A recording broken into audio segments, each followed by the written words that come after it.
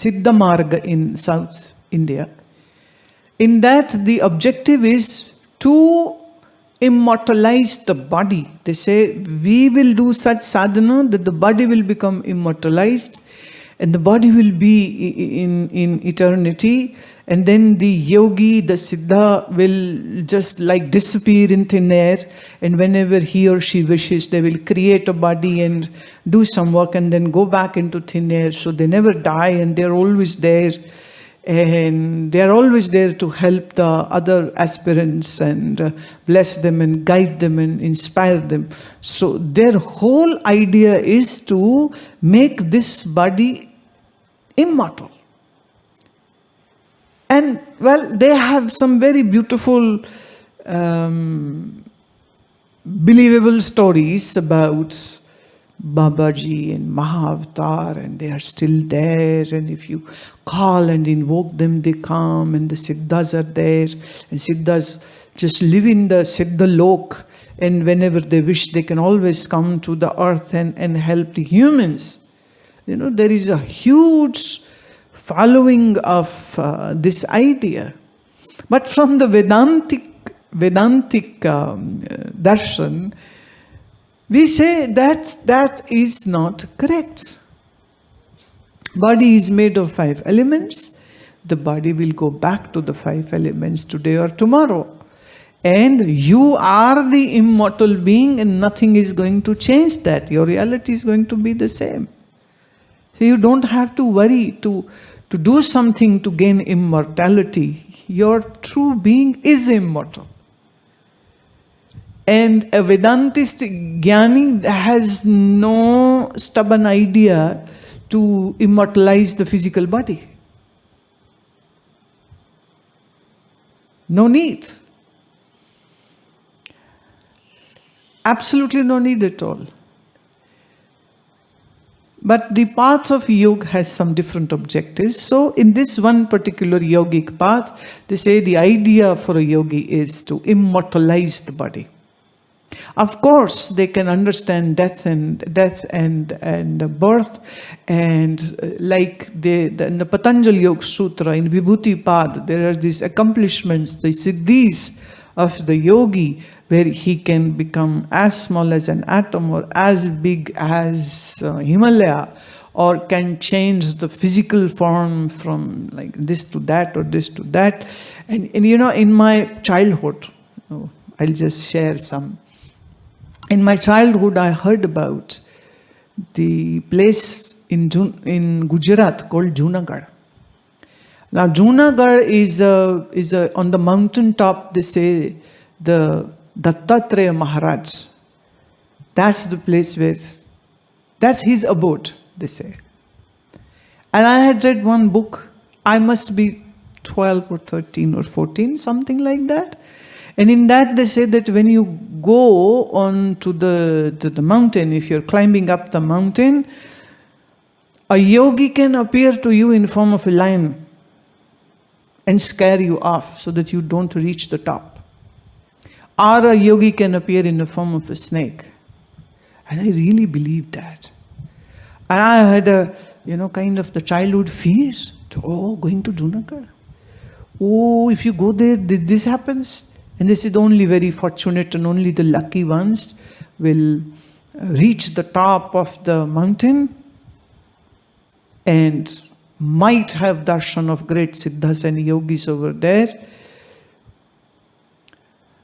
And then when I grew up, and then I came to know that I think so now the government has some kind of a ropeway. You can sit on that and reach the top.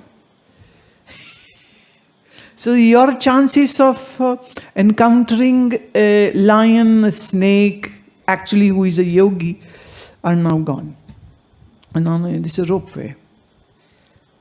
See, I am not here to say this, that there is anything wrong in believing that, but the Vedanta says, whether a lion or a snake or a human or a siddha or a commoner, in reality you are Brahma. And that's the truth. So once this realization has happened, this is the greatest siddhis of all the siddhis. Greatest experience. But as I'm saying, experiences come and go. What is left behind is the subtle state of confirm, I know who I am. And then even in the deepest sleep, if you wake up the jnani and ask him, who are you? He'll say, Aham Brahmasmi. There is a beautiful story that in the Indochina War, which happened in 1962, if I'm not wrong. So there was this Mahatma who was in this border area, and he had taken a vow of silence. So God knows for how many years he was silent. So there was no physical boundary which could say that this is China and this is India. So he might have walked into the Chinese area. So the Chinese soldiers caught him. And they are asking, who are you? Tell me your name. Now he had vow of silence. Moreover, he doesn't know how to speak Chinese. And then he had vow of silence, so he cannot. So they beat him up, and he's not talking. And then they decided to kill him. So they fired a bullet onto the Mahatma, and the bullet hits him. And out comes just one word, not hi, but the word was Aham Brahmasmi. They couldn't understand what he spoke. So anyhow, they memorized the sound which they heard, because even they were not familiar with the language. But if they somehow memorized the kind of notes or kind of sounds he made. So then they called for the linguistic department to decipher what he said. And at one time, China was fortunate enough that lot of Buddhist monks from India had traveled to China, and they were called by the emperor, invited by the emperor to bring the Buddhist scriptures over there and translate some of the Sanskrit text into Mandarin, into Chinese. So they called a linguistic expert and they said, this is the thing. And then he said, well, he is saying, Aham Brahmasmi, and it means, I am the absolute reality. And then they wondered, well, what they have done, he was not a spy, and they thought he's a spy. He must be a spy, and they just killed. So, anyhow, the story goes on that even at the death time, the last word which he uttered was, I am that.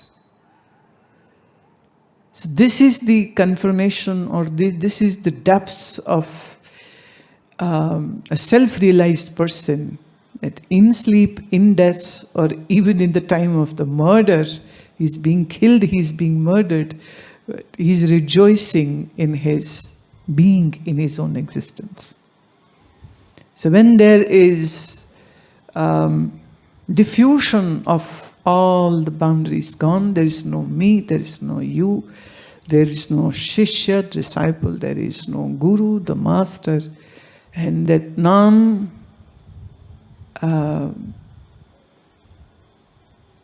nothing which is of sectarian, and it's like just non-dualistic, absolute reality. Again, as an experience, it comes, it will stay for some time, it might take the mind into total absorption, the samadhi, it is possible, but then again the mind will come back to its normal functioning. The ultimate experience isn't going to convert your mind into a stone. Only stones don't change. Mind will change. Like there is this myth which is circulated that the day Nirvikalp Samadhi happens, person dies. The day self-realization happens, the person will die. Well, if that was true, then I am not self-realized. I am very much alive physically, talking to you. Eating, drinking, sleeping, walking, talking to all of you. So how can you say that the ultimate Samadhi, if happens, person will die? There are so many misconceptions. Like, a body is of a woman, so whether you sleep or walk or talk or snore or go into deep sleep or go into the dream state, body will remain a woman only. There is no chance the body will change its gender. Similarly, I am that, this reality won't change. Whether the body is there, whether mind is in thinking state or in samadhi or in deep dhyana, doesn't alter anything at all. But the point where the mind goes into kind of dissolution is a beautiful experience.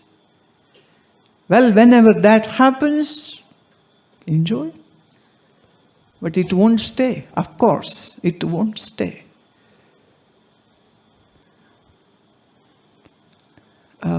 As we will go into Vivek Chudamani, well, you'll have to wait until it gets translated, or someday I speak on Vivek Chudamani in English.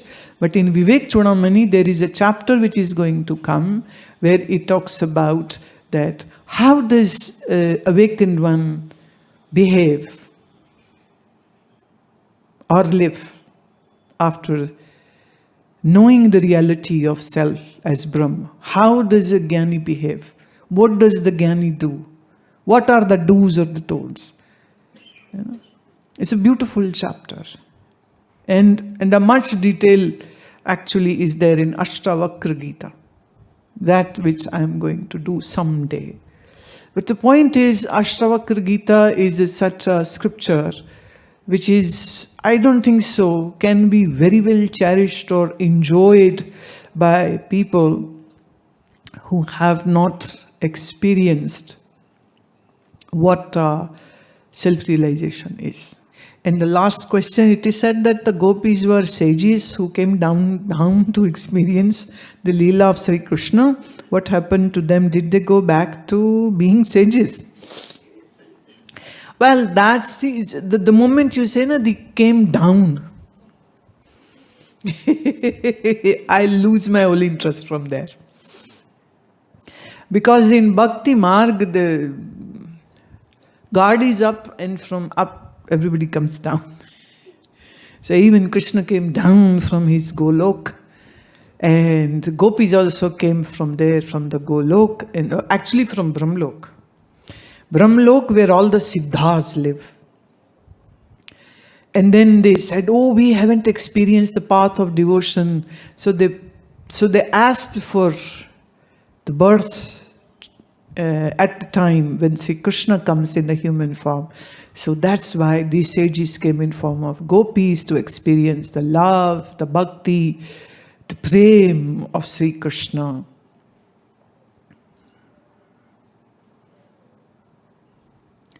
So you ask what happened to them? Did they go back to being sage? Maybe. I'll have to go to Brahmlok to check. So I'll ask them in person. Maybe this night I'll go to Brahmlok and check on them and ask them directly, what's the truth. See, Srimad Bhagavad Puran is talking about things in a very poetic ways. People take it literally. It means something else, but people have their very small minds and they understand things as from their small, myopic views. And what happened to them? Well, great things must have happened. So whether you are a sage or whether you are a gopi, deep inside, the experience of a yogi or of a devotee, from the difference of the path, it might be different, but I believe that anything is possible and everything is possible. So sometimes the point is to sing the glory of each and every one who was there at the point when Sri Krishna was there. So the Bhagavad Puran also says even the trees are holy, even the leaves are holy, even Yamuna is holy. It's not just gopis, they say everything is holier than holy. That's why they play holy.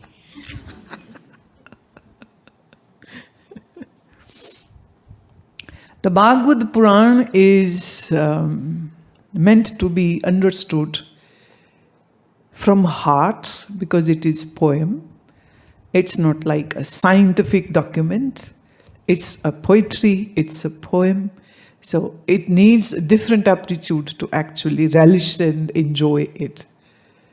Right? And like in Hindi poetry, the poet can say sometimes that you are as beautiful as moon. A man said this to his beloved girlfriend, that you are as beautiful as moon. Girlfriend slapped him hard. He said, do you see any bumps on my face? Are you saying I have some bumps and pimples on my face? How dare you compare me with the moon? Have you seen picture of moon? It's just rubble and stone and dirt over there. You're saying my face is like a moon? Well, poetry is not to be understood literally. It's just like that we are applauding someone by using an idea. So, don't take things as literally as they seem to be. I used to sing this, the bhajan. I'm recalling it, it was like eons ago. And in that it says that Yamuna is Krishna, Gopis are Krishna, Jashoda is Krishna, Nand Baba is Krishna, Gopal are Krishna, Gop are Krishna, cows are Krishna, calves are Krishna, mountains are Krishna, trees are Krishna, flowers are Krishna, I am Krishna, is Krishna, Krishna. So enjoy that in this way.